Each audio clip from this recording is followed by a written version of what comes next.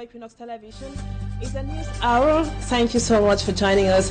And our major stories right away is Senegal sending out a pertinent message to Cameroon and other African countries with the recent happenings in that country. Latest information from Senegal has it that the Constitutional Council has decided to annul the postponement of the presidential election in that country, giving a message that the Constitutional Council in Senegal is very independent. We tell you more in this edition of the news. And do you know that children in Cameroon are suffering from cancer, which is considered a terminal disease? An oncologist from the Department of Radiation Oncology at the University of Kentucky in USA will tell us how to manage or treat various types of cancers in children. Viewers, those are our major stories. Details in just a moment.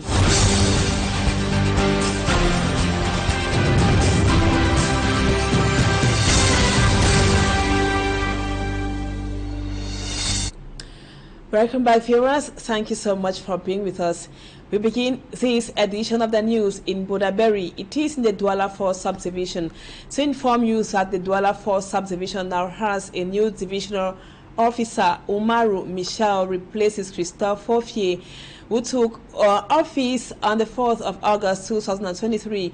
The installation ceremony happened in Bonaberry. It was presided over by the senior divisional officer for the Vuri Siliac, Marie Vogo.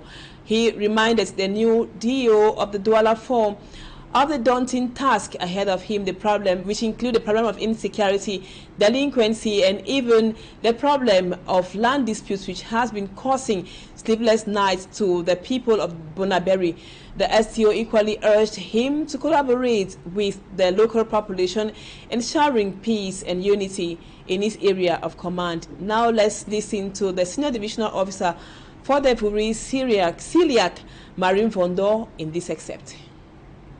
In Douala first, I want to ask to the incoming sub-divisional officer of Douala 4 to stick on the letter and the spirit of my address, the circumstance address, and to make sure that he will follow all the instructions and recommendations that has been done. I promise to sustain him in order to be at the level of the higher confidence of the head of state. Thank you. And still in Douala, at least 2.5 tons of non-biodegradable plastic bags have been seized and later destroyed in an operation carried out in Bonaberry in the Douala 4 subdivision. The plastic bags imported from Nigeria were to be distributed in several parts of the country. Environmentalists urge Cameroonians to desist from using these types of plastics, as they say they have far-reaching consequences, negative ones on the environment and also on health. Immaculate Fogwe witnessed the destruction exercise. She now tells us more. Indiscriminate disposal, poor management and unregulated use of plastic is fueling a pollution crisis in Cameroon, resulting to negative environmental and health implications. The increasing use of plastic is evident as several streets, rivers and gutters have been invaded with the plastics. The World Health Organization has identified dioxin as one of the chemical substances released from burning plastic waste. The chemical is known to cause cancer. Plastic waste also pose a danger to the soil, water and air. Several gutters have been obstructed because of these plastics, resulting to floods.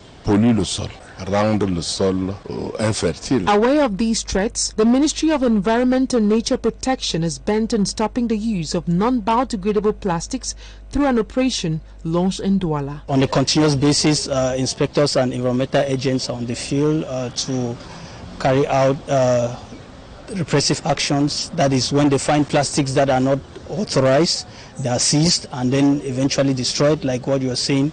Environmentalists advise Cameroonians to go in for biodegradable plastics so as to save their lives and protect the environment. The law actually stipulates that plastics with a thickness below 61 microns, or if you like less than or equal to 60 microns, are banned. Plastics that are not stamped, that do not have the thickness, the producer and the required address on them, those plastics also do not meet the required norm, and so they are seized. Officials from the Ministry of Environment and Nature Protection say the over 2.5 tons of plastic worth 2 million francs CFA will be destroyed and later distributed to structures who will later recycle them. And two suspected bandits who are being accused of selling drugs and equally breaking into churches and other houses are presently in detention at the Mokolo police station in the far north region of the country. In the time of their arrest, they were caught in possession of speakers, cooking pots, and other gadgets. Mala Glory tells us more. Two individuals suspected of assaulting church properties are currently in custody at the Mokolo Public Security Police Station following a crackdown by law enforcement prompted by numerous complaints from the inhabitants. After the arrest, we seized all the stolen items, which involved 2 speakers, 2 cooking pots, plates, 150 cups and 8 plastic chairs. Furthermore, aside from theft, the accused are alleged to be involved in the sales of illicit drugs. We equally seized 29 packets of Indian hemp. Residents of Mokolo within the Senegal division endure frequent attacks from criminal elements and face persistent threats from Boko Haram terrorist group. They attack traders both in the day and at night. As a result, authorities from the Mokolo Public Security Station urge the community to denounce any suspected case of crime as well as the sale of consumption of drugs. And now we talk health. We ask the question in the headline, do you know that several children in Cameroon are suffering from cancer, which is considered as a terminal disease? Our reporter Innocent Aza spoke with an oncologist who told us more about the different types of cancers in children. Cancer is not only an adult disease. Children are not exempted from some of these cancers once exposed. What we do know is that cancers in children often arise from genetic conditions, and some of these genetic mutations are passed down from the parents to the children. In general, there are certain environmental factors that can cause cancers, whether that is from smoking, chronic alcohol consumption, environmental factors such as exposure to pollutants. But usually in children, these tend to be rather spontaneous, but there are certain genetic mutations that are tied to particular types of cancers. Children suffering from cancer can also be cured like adults using advanced technology, but with lots of precaution. With children, we have to be very careful with where we are delivering the radiation, how much we give, and we have to look at the side effects from chemotherapy. So keep in mind that children are continuously growing and developing, so we have to be mindful not to cause harm to the growing brain, growth plates in their bones, the areas of growth within their spine, so that we do not cause adverse effects for them further down the road. And the way we do this, it is a very detailed, very careful process in order to minimize these side effects. Once treated, the kids can live a normal life again, and a long one for that matter. When you have some children who have early diagnosis and treatment, you can minimize the side effects that they have, and they can go on to live for decades and live long, normal lives. Oncologists advise early cancer detection minimizes aggravation risk and cost of treatment. Screening, oncologists stress, should not be considered a taboo and should be prompt. And now to another lead story. Senegal seems to be sending a very pertinent information to other African countries. The Constitutional Council recently, or that was yesterday, has annulled a decision by the presidency for the postponement of the presidential election in Senegal, which tells us that the Constitutional Council in Senegal is very independent. Babila Jonathan tells us more. Senegal's Constitutional Council ruled that Parliament's unprecedented postponement of the February 25 presidential vote was not in line with the Constitution, pitching the country into a new phase of electoral uncertainty and unrest. The country's Secretary General said the new date should be agreed upon by the different stakeholders. He indicates that it will not be possible to hold elections before the end of President Macky Sall's mandate April 2nd. To opposition leader Yassine Fall of PASTEF, this is really what the Senegalese people were expecting for the Constitutional Council to do the right thing to establish the rule of law. This gives us a new boost for Senegalese democracy. Democracy experts and political analysts say the decision of Senegal's Constitutional Council is timely and very important, not only for Senegal, but for the whole of the unstable West African region and Africa at large. This is huge. This is very significant for Senegal and the Senegalese people, but also for the entire continent of Africa, especially at a time when democracy has been facing a lot of backsliding. To see the Constitutional Council of Senegal come out with such a powerful decision at this point in time in the country's history is extremely important and significant. The Constitutional Council stands up to its obligations and has done what is right, what is just, and what is good. And we hope that everybody, including President Macky Sall, will respect the will of the Constitution or the verdict of the Constitutional Council. The Senior Associate for African Regional Director of the U.S. National Democratic Institute for International Affairs, Dr. Christopher Fominio, adds that he will not be surprised if President Macky Sall, who he describes as a committed Democrat, acknowledges that he cannot undermine the decision of the Constitutional Council.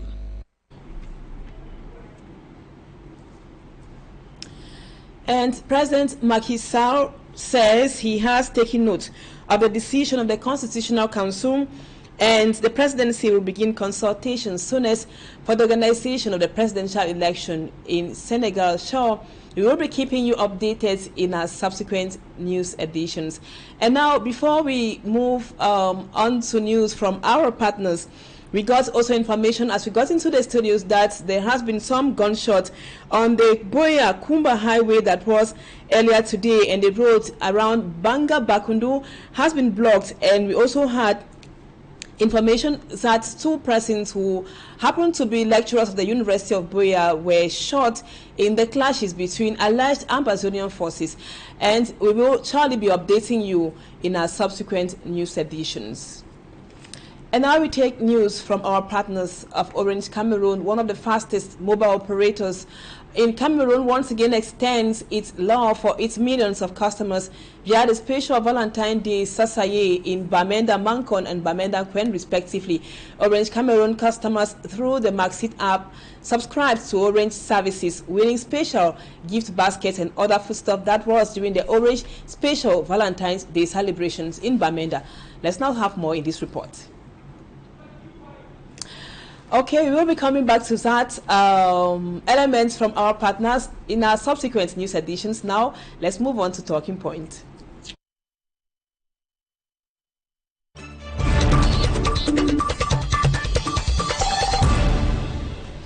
Welcome back, viewers. We move on to Talking Points. Our guest tonight is an oncologist. We will be talking about cancer in children. We know cancer is a terminal disease. Talk less when it has to do with children. Our guest is Dr. James A. Knight II. He is from the Department of Radiation Oncology at the University of Kentucky in the US of A.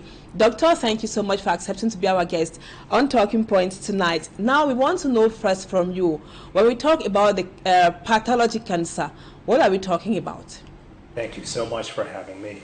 It's an honor to speak to you today, to give you some insights about childhood cancers, and to give you some information about what they involve, what are causes of these cancers, and what are steps that we can take as physicians and as a society to help address these issues.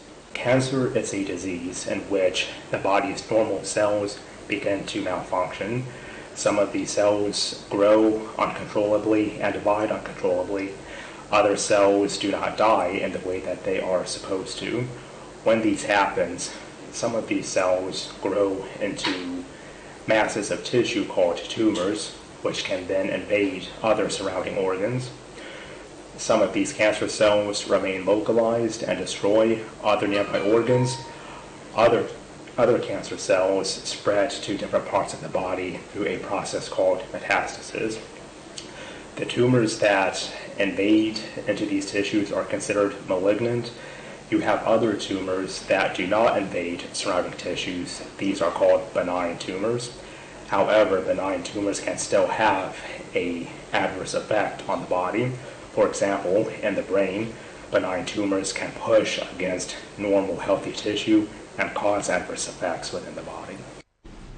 And now, Dr. Knight, can you tell us some of the possible causes of cancer, especially in children?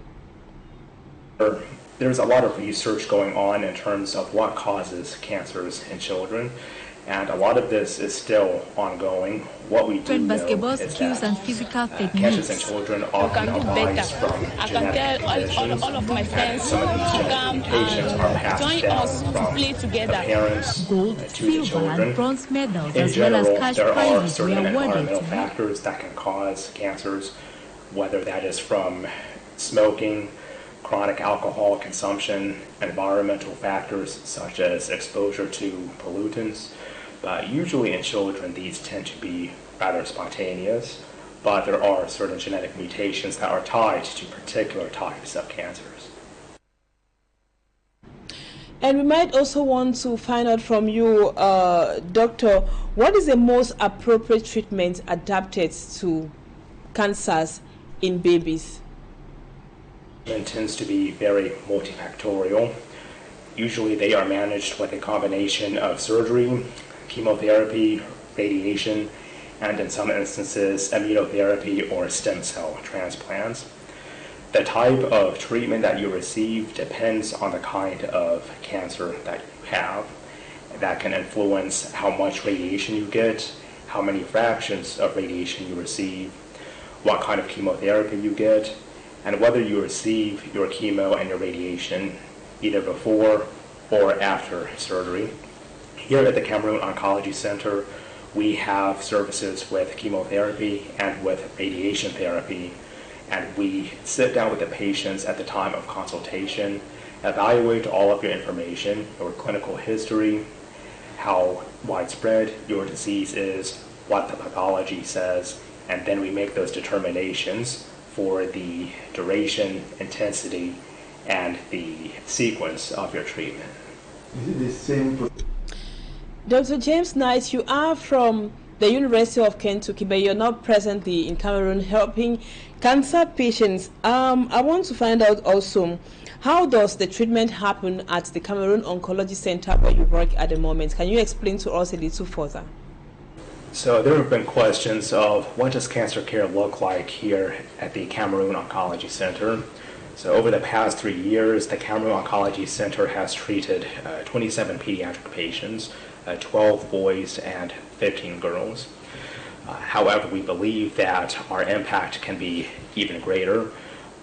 During my time here in Cameroon, I've had opportunities to meet with other providers at Baptist Health Mutingane, Lemay General Hospital, and to speak with others at Douala General Hospital as well.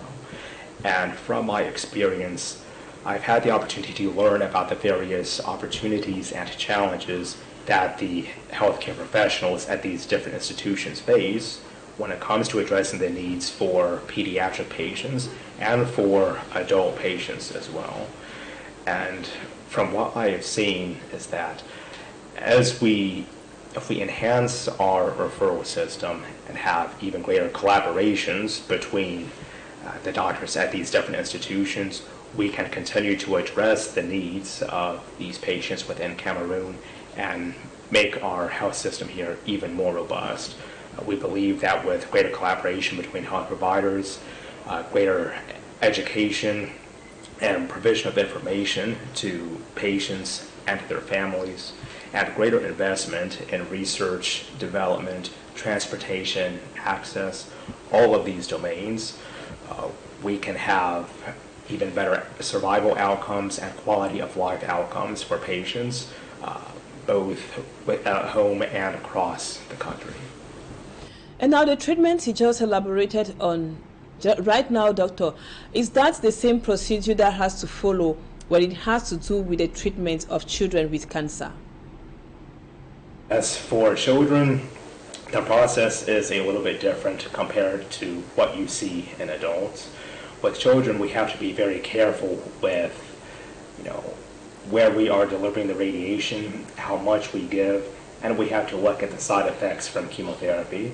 So keep in mind that children are continuously growing and developing, so we have to be mindful not to cause harm to the growing brain, growth plates in their bones, the areas of growth within their spine, so that we do not cause adverse effects for them further down the road.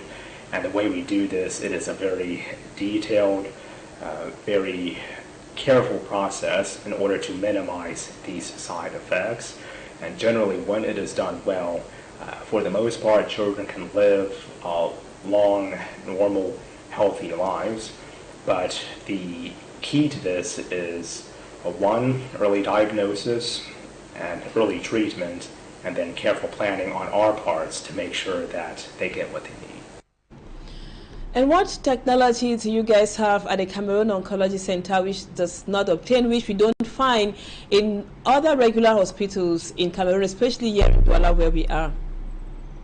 Had some incredible investments in the technology here at Cameroon Oncology Center over the past several years to try to confer the best outcomes and the safest benefits to our patients. What we have is our machine called a linear accelerator, or a LINAC.